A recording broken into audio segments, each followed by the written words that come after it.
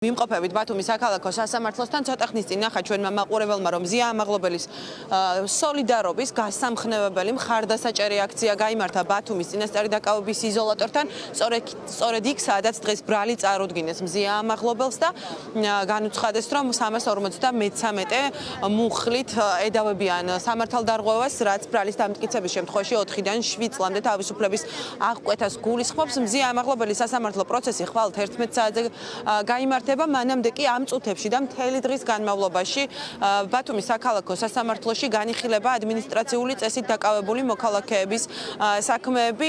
პირველ ეტაპზე დღის პირველ ნახევარში მოსამართლე ალექსანდრე გოგუაძემ განიხილა 12 პირის საქმე 16 დეკემბრის ეპიზოდთან დაკავშირებით, სადაც ამ მოქალაქეებს ედავებოდნენ გზის უკანონო გადაკეტვას. 12-ვეს პროცესი გადაიდო, ხოლო ამ წუთებში მიმდინარეობს უკვე 11 იანვარს დაკავებულების სასამართლო პროცესი. თათია აბულაძე პირველი დაკავებული ცოტა ხნის წინ სასამართლო დარბაზში დამნაშავეცნეს და 2000 ლარიანი ჯარიმით გაათავისუფლეს, ხოლო ამ წუთებში მიმდინარეობს მათე ცენტერაძის, ნოდარ ფრანგიშვილისა და თემურ ქათამაძის სასამართლო პროცესი. 2 საათზე მეტი ხანია გრძელდება და როგორც ჩვენთვის არის ცნობილი, ამ წუთებში მოწმეები, იმყოფები იკითხებიან. მე ახლა გაჩვენებთ რა ხდება ბათუმის საქალაქო სასამართლოსთან.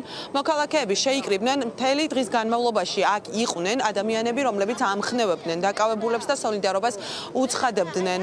მათ, როგორც მოგეხსენებათ, ბოლო 2 დღის განმავლობაში განსაკუთრებულად დაიძაბა ბათუმში ვითარება და 20 პირი დააკავეს ამ მდგომარეობით, 14 იყო წინასწარი დაკავების იზოლატორში, ერთ-ერთი მათგანი, როგორც გითხარით, 2000 ლარიანი ჯარიმით გაათავისუფლდა, თუ შეიძლება რომ წინ 2000 ლარიანი ჯარიმით გაათავისუფლდა. კობა ჯუმუშაძე ახლა ჩვენთან ერთად. კობა, 47 დღეა ყოველდღიურად ხედავთ აქციაზე, ხედავთ ამ ყველაფერს, რაც ხდება ბათუმში. გუშინ წინდელ დღემდე არ ყოფილა პრობლემა, არ ყოფილა დაძაბულობა, არ ყოფილა ინციდენტი, შეიძლება ითქვას, რომ ჩვენთან სრულიად მშვიდობიანად მიმდინარეობდა პროტესტი. გუშინ წინ აი პლაკატების თემას მოჰყვა აურზაური, შემდეგ დაძაბულობა, შელაპარაკება და უკვე დაკავებები. რას ნიშნავს ეს თქვენთვის, როგორც მოქალაქისთვის, არის თუ არა რეპრესიების დაშინების მცდელობა და როგორ შეაფასებთ ზოგადად ბოლო პერიოდში ქვეყანაში მიმდინარე მოვლენებს?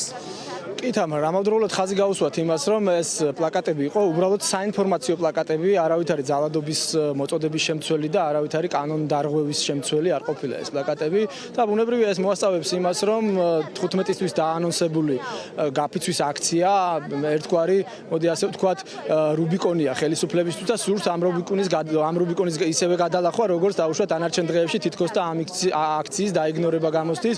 ბუნებრივია ამდენი ადამიანის მოსაზრება, ამდენი ადამიანის მოდი ასე ვთქვათ პროტესტი მათთვის რა თქმა უნდა ხელისშემშლელია და ცდილობენ რომ მაქსიმალურად მოკლე დროში ჩააქრონ ეს პროტესტი და ფაქტია რომ არ გამოსდით. ფაქტია რომ ადამიანები არ იცვლიან ას, ადამიანები რჩებიან თავიანთ მოსაზრებაზე, ადამიანთა დიდი უმრავლესობა და მათ მიერ დაანონსებული ეს კურსი ქვეყნისა ზოგადად მიუღებელია ქვეყნის მოსახლეობის თითქმის აბსოლუტური უმრავლესობისთვის.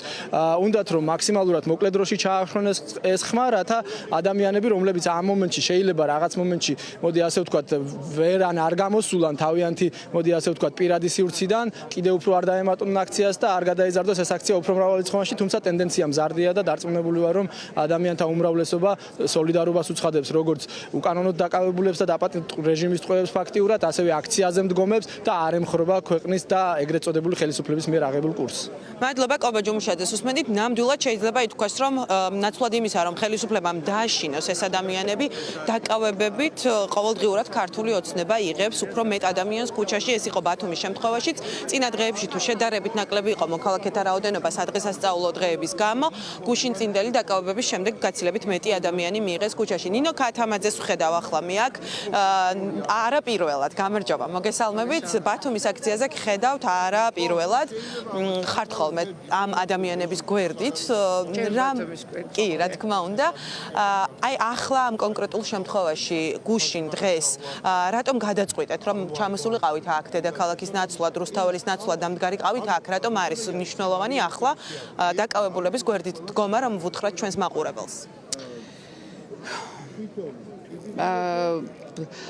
არასამართლიანი ქმედებების, არასამართლიანი დაჭერების მთელი სერია იყო გუშინ წინ ბათუმში და ბუნებრივია აუცილებელი იყო აქ ყოფნა. ეს არ არის ის რომ რამე განსაკუთრებული მნიშვნელობა ჭირდება, განსაკუთრებული რამე ჭირდება იმას, რომ ასეთი მნიშვნელოვანი პროცესების გვერდით ყოფნა უბრალოდ აუცილებელი იყო ჩვენი აქ ჩამოსვლა რამოდენიმე ადამიანის სამწუხაროა რომ ამ დიდხანიან პროცესებს ვერ უერთდები, მაგრამ ან მზიას თემა, მზია ამაღლობელის დაჭერათან როგორ მოხდა, რა საშინელი, ასე ვთქვათ, აგრესიით, ტყუილით, როგორი გინების ფონზე მოხდა მისი დაჭერა, თუ საერთოდ რა ტიპის სასამართლოები მიმდინარეობს შიგნით და საერთოდ რას უყურებთ, რომ ჩვენ გვეუბნებიან, რომ არსებობს ორი საქართველო, გაყოფილი საქართველო არ არსებობს, არსებობს ბოროტება და კეთილი მხარე, ნათელი მხარე და ბნელი მხარე. თუ იმის რესურსი დაგვრჩა, რომ შევკრიბოთ რა ხდება ქუჩაში, რისთვის ბრძოლობს ადამიანები და თუ რა ხდება სასამართლოებში და რაღაც მილიციურ თუ პოლიტიკურ რაღაც ველზე, მიხვდება ყველა, რომ ეს არის სერიოზულად ბოროტების და სიკეთის ბრძოლა და ეს არ არის ადვილი ბრძოლა. ჭირდება მას მხარდაჭერა, ჭირდება გარეთ გამოსვლა, კომფორტის ზონიდან გამოსვლა და ეხლა მაგ ქუჩაში მოდიოდი ცვლილობა იყო და დავინახე, რომ ერთმა ადამიანმა მხარი დაგვიჭირა სიგნალებით და მეორემ ხელი კრა. ასეთი ორმაგი ამბავი, რომ თან გინდოდეს მიიღო სახელმწიფოსგან ყველა ევროპული სიკეთე, ამერიკული ცხოვრება გინდოდეს, მაგრამ საერთოდ არანაირ ბრძოლაში არ გინდოდეს მონაწილეობის მიღება. მე ვფიქრობ, რომ ეს მის პატარა ბავშვს, როგორც იბრძოლებ, რისთვისაც ბრძოლობ, ზუსტად იმას იღებს ადამიანი დღეს. მადლობა ნინო ქათამაძეს უსმენდით. კიდევ ერთხელ შეგახსენებთ, რომ ბათუმის საქალაქო სასამართლოში პროცესები მიმდინარეობს ამ წუთებში და ასევე დაგეგმილია 4 დაკავებული სასამართლო პროცესი დღეს ამ სასამართლო პროცესის დასრულების შემდგომ. მოკლედ ტყვეებით ვაჭრობის მორიგის სცენაა ბათუმში, უკანონო დაკავებული მოქალაქეები. ერთია მხოლოდ სისხლის სამართალი, ხო თამარ, ამდენადაც ხვდები, ეს არის მზია ამაღლობელია მხოლოდ სისხლის სამართლით დაკავებული, დანარჩენებს ადმინისტრაციულ ზედავები. დაკავებულები არიან ადმინისტრაციული წესით, მხოლოდ მზია ამაღლობელია 353 მუხლით, პოლიციელზე თავდასხმის მუხლით დაკავებული.